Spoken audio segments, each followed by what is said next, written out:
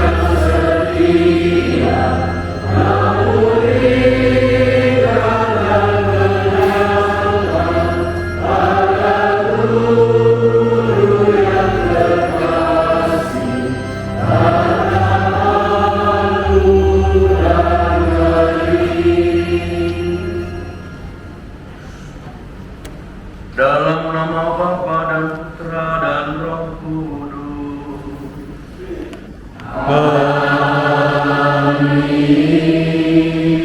Semoga rahmat Tuhan kita Yesus Kristus, cinta kasih dan Tuhan Roh Kudus bersamamu. Dan bersama rohmu. Shalom. Shalom.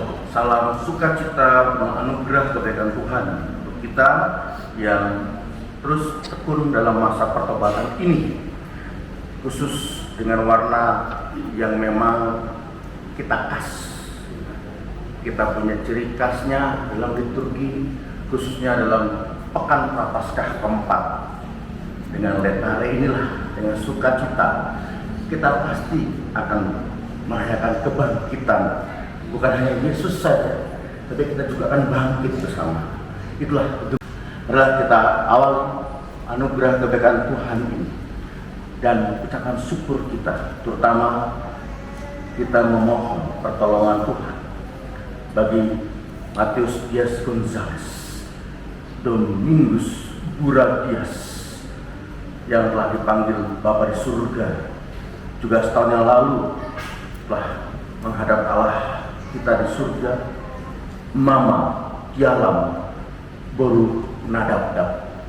Semoga mereka bersatu dengan pertama. Bacaan dari kitab Yosua. Sekali peristiwa setelah Yosua selesai menyunatkan seluruh bangsa, berfirmanlah Tuhan kepada Yosua, hari ini telah kuhapuskan celah Mesir daripadamu. Sementara berkemah di Gilgal, orang Israel itu merayakan Paskah pada hari yang ke-14 bulan itu, pada waktu petang di dataran Yeriko. Lalu pada hari sesudah Paskah, mereka makan hasil negeri itu, yakni roti yang tidak beragi dan bertih gandum pada hari itu juga. Pada keesokan harinya, setelah mereka makan hasil negeri itu, mana tidak turun lagi. Jadi orang Israel tidak beroleh mana lagi. Tetapi dalam tahun itu mereka makan yang dihasilkan tanah Kanaan. Demikianlah sabda.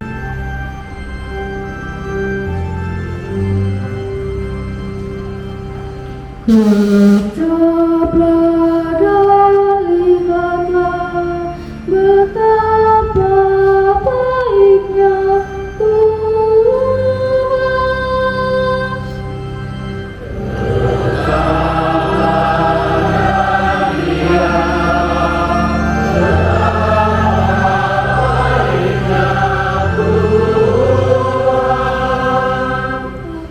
Aku memuji Tuhan setiap waktu. Puji-pujian kepadanya selalu ada di dalam mulutku. Karena Tuhan jiwaku bermegah. Biarlah orang-orang yang rendah hati mendengarnya dan bersukacita.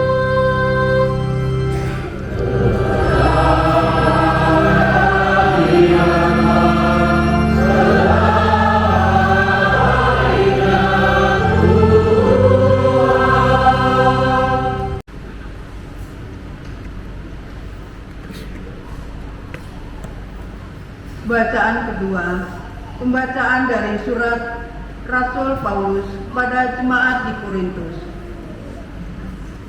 Saudara-saudara, barang siapa ada dalam Kristus, ia adalah ciptaan baru. Yang lama telah berlalu dan sungguh yang baru sudah datang. Semuanya ini datang dari Allah, yang telah mendamaikan kita dengan dirinya dengan perantaraan Kristus, dan yang telah mempercayakan pelayanan kedamaian itu pada kami. Sebab Allah mendamaikan dunia dengan dirinya lewat Kristus, tanpa memperhitungkan pelanggaran mereka. Ia telah mempercayakan berita perdamaian itu kepada kami. Jadi kami ini utusan Kristus. Seakan-akan Allah menasihati kamu dengan perantaraan kami. Dalam nama Kristus kami meminta kepadamu, berilah dirimu didamaikan dengan Allah. Kristus yang tidak mengenal dosa telah dibuatnya menjadi dosa karena kita, supaya dalam Dia kita dibenarkan oleh Allah. Demikianlah sabda Tuhan.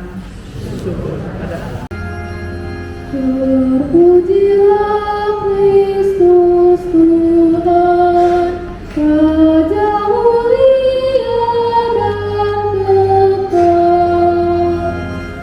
Terpujilah Kristus Tuhan, Raja mulia dan kekal.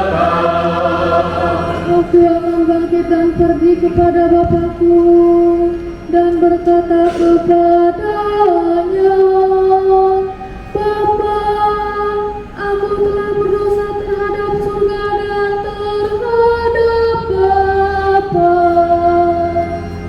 Terpujilah Kristus Tuhan, Raja mulia dan kekal.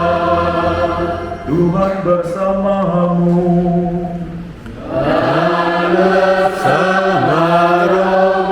Inilah Injil suci menurut Lukas.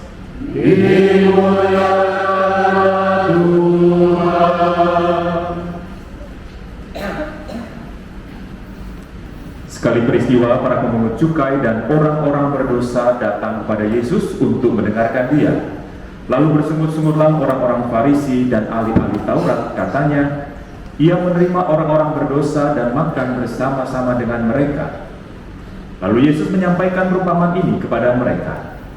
Ada seseorang mempunyai 2 anak laki-laki, kata yang bungsu kepada bapaknya, Bapa, berikanlah kepadaku bagian harta milik yang menjadi hakku. Lalu bapaknya membagi-bagikan harta kekayaan itu di antara mereka. Beberapa hari kemudian, anak bungsu itu menjual seluruh bagiannya, lalu pergi ke negeri yang jauh. Di sana ia memboroskan harta miliknya itu dengan hidup berfoya-foya. Setelah dihabiskan semua harta miliknya, timbullah bencana kelaparan di dalam negeri itu, dan ia pun mulai melarat. Lalu ia pergi dan bekerja pada seorang warga di negeri itu. Orang itu menyuruhnya ke ladang untuk menjaga babinya. Lalu ia ingin mengisi perutnya dengan ampas yang menjadi makanan babi itu, tetapi tidak seorang pun memberikan sesuatu kepadanya.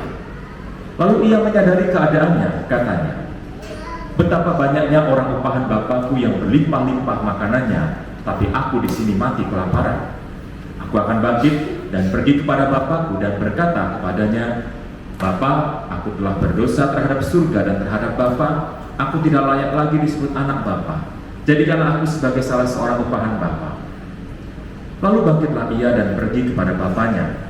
Ketika ia masih jauh, bapaknya telah melihat dia, lalu tergeraklah hatinya oleh belas kasihan. Bapa itu berlari mendapatkan dia, lalu merangkul dan mencium dia. Kata anak itu kepadanya, Bapa, aku telah berdosa terhadap surga dan terhadap Bapa. Aku tidak layak lagi disebut anak Bapa. Tetapi bapa itu berkata kepada hamba-hambanya, lekaslah bawa kemari pakaian yang terbaik, pakaikanlah itu kepadanya. Kenakanlah cincin pada jarinya dan sepatu pada kakinya. Ambillah anak lembu yang gemuk itu, sembelihlah, dan marilah kita makan dan bersukacita. Sebab anakku ini telah mati dan menjadi hidup kembali. Ia telah hilang dan dapat kembali. Lalu mulai mereka bersukaria. Tetapi anaknya yang sulung sedang berada di ladang. Ketika pulang dan dekat ke rumah, ia mendengar suara musik dan nyanyian tari-tarian.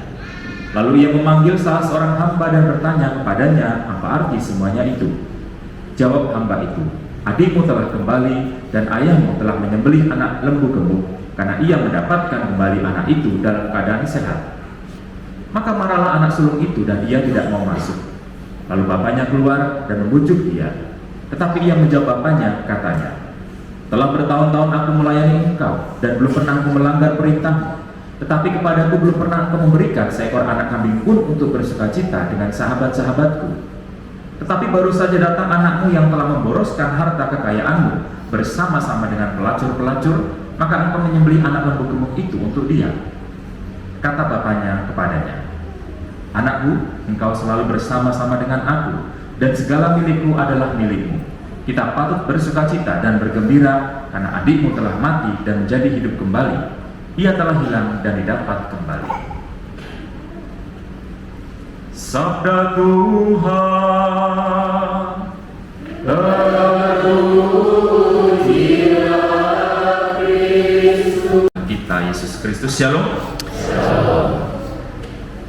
Saudara dan saudari, negara kita memiliki begitu banyak cerita, begitu banyak dongeng, sehingga kebiasaan semacam itu seringkali diwariskan atau diberikan oleh orang tua kita atau generasi terdahulu sampai generasi yang sekarang.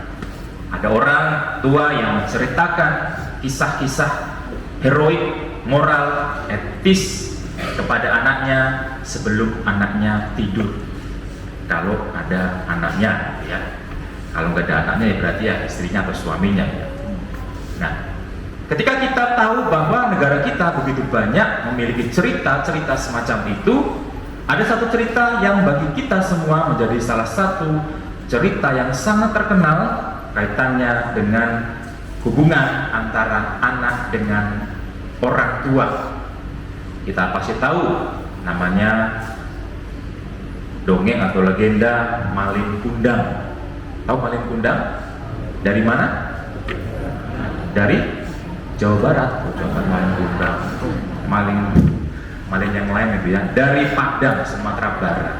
Bagaimana anak ini dikatakan sebagai anak durhaka karena apa? Pak Topik?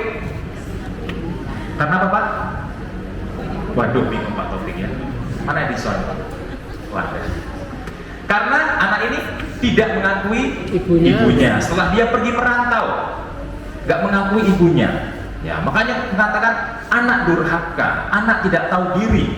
Atau juga ada yang namanya Dayang Sumbi. Saya nggak tahu nama anaknya siapa itu. Sangkuriang atau siapa gitu yang ingin menikahi ibunya. Dikatakan anak durhaka, anak tidak tahu diri dan seterusnya. Dan cerita yang kurang lebih sama itu terjadi juga dalam bacaan hari ini yang begitu panjang dari Lukas 15 bab 1 sampai 3, dilanjutkan bab 11 sampai 32. Ayahnya masih hidup.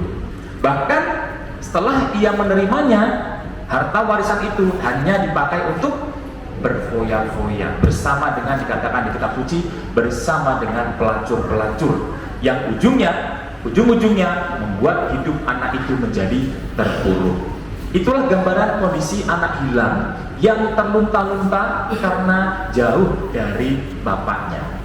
Bagaimana perasaan para bapak, hai para orang tua, khususnya bapak-bapak, jika anakmu meminta warisan selagi Anda masih hidup? Apakah reaksinya akan sukacita? Apakah akan bergembira? Anak udah minta warisan, anaknya kemudian pergi, ya.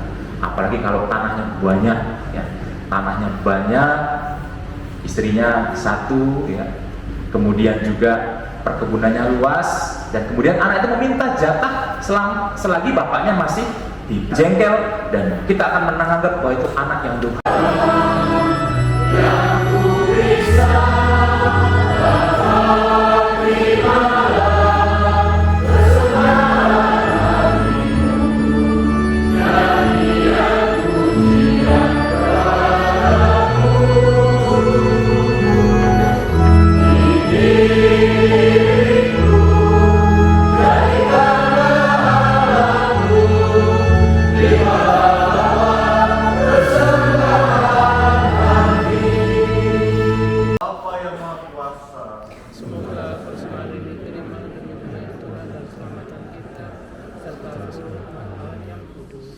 Allah mengutus dengan syukur dia menghadap Engkau dalam persembahan anggur roti ini.